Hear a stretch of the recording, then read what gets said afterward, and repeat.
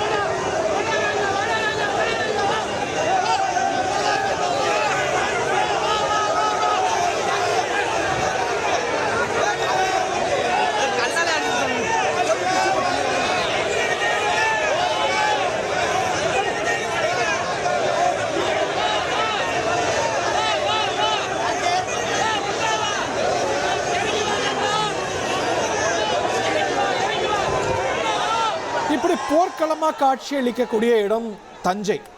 தஞ்சையில் ஒரு பக்கம் உதயநிதி கைதை கண்டித்து திமுகவினர் போராட்டம், இன்னொரு பக்கம் உதயநிதி பேச்சை கண்டித்து தாவேகா கொடியேந்தி கோஷம் எழுப்பி வர்றாங்க. இரண்டு தரப்புக்கும் இடையே கற்கள் கம்புகள்லாம் வீசி ஒரு பெரிய பரபரப்பு ஏற்பட்டிருக்கக்கூடிய காட்சிகளை பார்க்கின்றோம். ரெண்டு தரப்பையும் சற்று அமைதிப்படுத்தியிருக்கிறாங்க போலீஸார். ஒரு பக்கம் தாவேகாவினர், இன்னொரு பக்கம் திமுகவினர். போர்க்களமாக காட்சியளிக்கிறது தஞ்சையில் இந்த போராட்டக்களம்.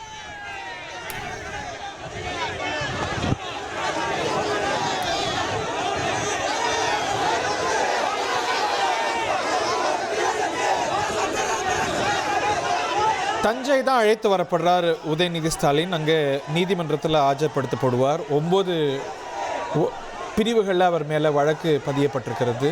இந்த கைதை கண்டித்து ஒரு பக்கம் திமுகவினர் ஆர்ப்பாட்டம், தாவேகாவினரும் பெருமளவில் கூடி அங்கே உதயநிதி ஸ்டாலினுக்கு எதிராக கோஷம் எழுப்பி வர்றாங்க. அவருடைய பேச்சுக்கு எதிராக கோஷம் எழுப்பி வர்றாங்க. களத்திலேருந்து சையத் இணையறார். சையத், விளக்கி சொல்லுங்க, என்ன நடக்குது?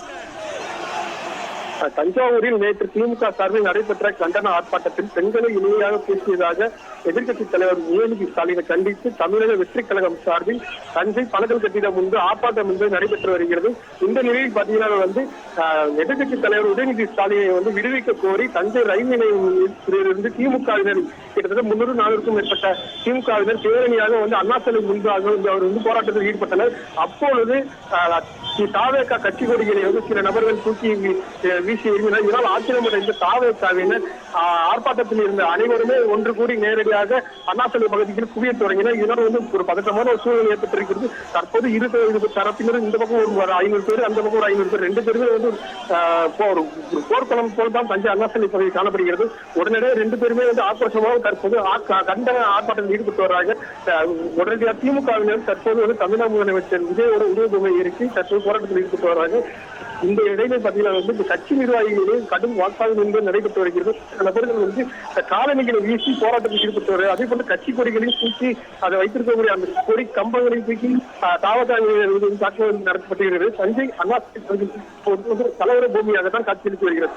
Build your future with quality education. Emmanuel Arasar JJ College of Engineering and Polytechnic, Marthandam. Admissions open now.